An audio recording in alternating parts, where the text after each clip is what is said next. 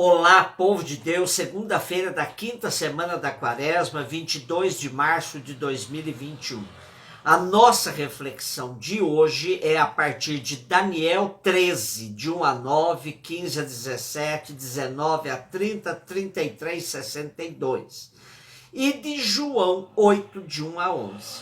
O trecho de Daniel que lemos hoje se encontra somente nas Bíblias católicas. O nome Daniel significa juízo de Deus e hoje, na história de Susana, ele exerce a missão que seu nome indica e desmascara os anciãos da comunidade judaica, que por hábito condenavam inocentes e absolviam culpados. Tinham subvertido a prática da lei depois de terem sido eleitos como juízes do povo. A história de Susana é do gênero novela, fácil de ler e entender.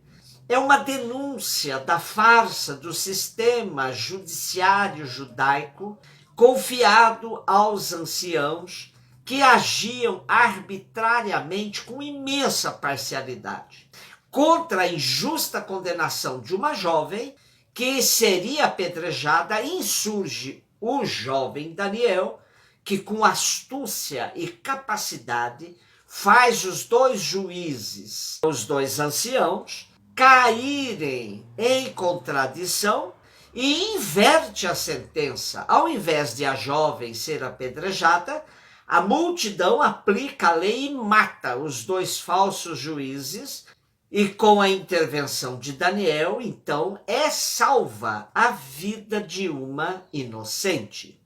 O exercício público da justiça nunca foi fácil. No Brasil, tornou-se lugar comum dizer que aqui só se prende ladrão de galinha.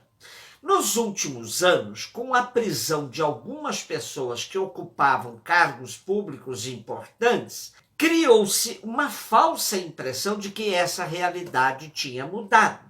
Porém, sabemos que as prisões foram bem seletivas, deixando livres pessoas de comprovada conduta corrupta.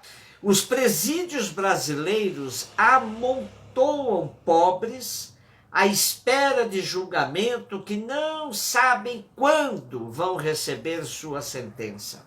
Presídios provisórios, por onde o detido deveria ser submetido a uma triagem e encaminhado para presídios onde deveriam cumprir suas penas, vivem também abarrotados e vão perdendo a sua característica de provisoriedade.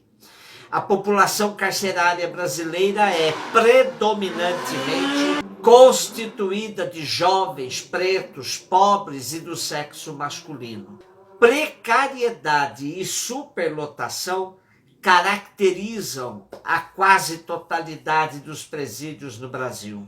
E toda essa realidade está ligada substancialmente à exclusão social.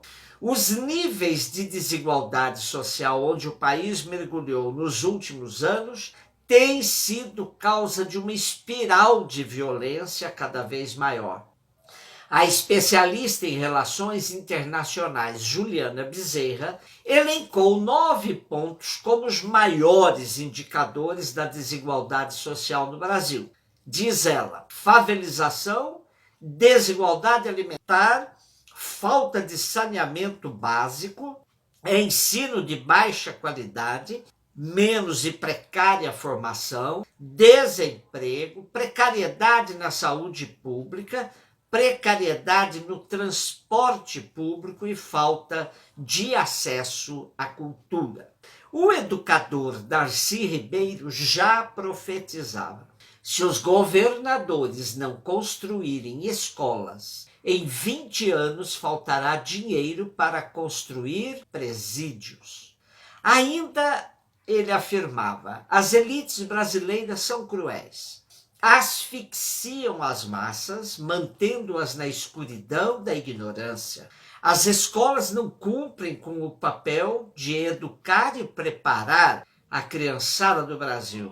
Só vamos acabar com a violência quando resolvermos a questão da educação. A história da casta Susana nos mostra que somente um povo educado é capaz de discernimentos, de fazer frente às injustiças do sistema. João 8, de 1 a 11. Há subsídios, como os da CNBB, por exemplo, que estão hoje indicando outro texto. Porém, optamos por esse que combina melhor com a primeira leitura e que também aparece em muitos outros subsídios litúrgicos. Talvez o caso da mulher adúltera que Jesus livrou do apedrejamento com a famosa frase "Quem não tiver pecado, atire a primeira pedra", seja um dos mais popularizados da Bíblia. São poucos versículos que resumem essa passagem e bem conhecidos. Antes de qualquer análise mais aprofundada do texto, eu quero chamar a atenção da reação dos moralistas frente a esse texto. Eles não conseguem perceber a ternura de Jesus no relacionamento com a mulher, mas acentuam apenas a última frase. Assim, eles dizem que Jesus a perdoou, mas que ela tem que mudar de vida, isso é, não pecar mais. Com esse tipo de mente, fica difícil tratar o texto em toda a sua riqueza. A indicação inicial que Jesus foi ao Monte das Oliveiras nos lembra que outras vezes aí esteve para orar, para conversar com o Pai. Depois volta ao templo e sentado instruía o povo que o cercava. Tal atitude despertava uma inveja imensa nos letrados, defensores, professores da lei, nos fariseus, pois o povo não tinha essa espontaneidade para querer ouvi-los. Para desbancar Jesus, os mestres da lei e fariseus trazem a Jesus uma mulher surpreendida em adultério. A lei autoriza apedrejá-la, mas Jesus levantava a questão da responsabilidade do adúltero também, dizendo: todo aquele que olha uma mulher desejando-a já adulterou em seu coração. Como de costume, por vício da lei machista judaica, ninguém fala do adúltero, somente da adúltera. E frente ao dilema, Jesus se põe a escrever no chão. Mas com a insistência dos mestres da lei e dos fariseus, ele reage: quem não tiver pecado, atire a primeira pedra. Não sabemos o que Jesus escrevia no chão, mas um detalhe curioso nos chama a atenção. O texto diz que, frente à questão colocada por Jesus, um a um começa a se retirar, a começar pelos mais velhos. Sabemos que é de dentre eles, os anciãos, que são eleitos os juízes do povo.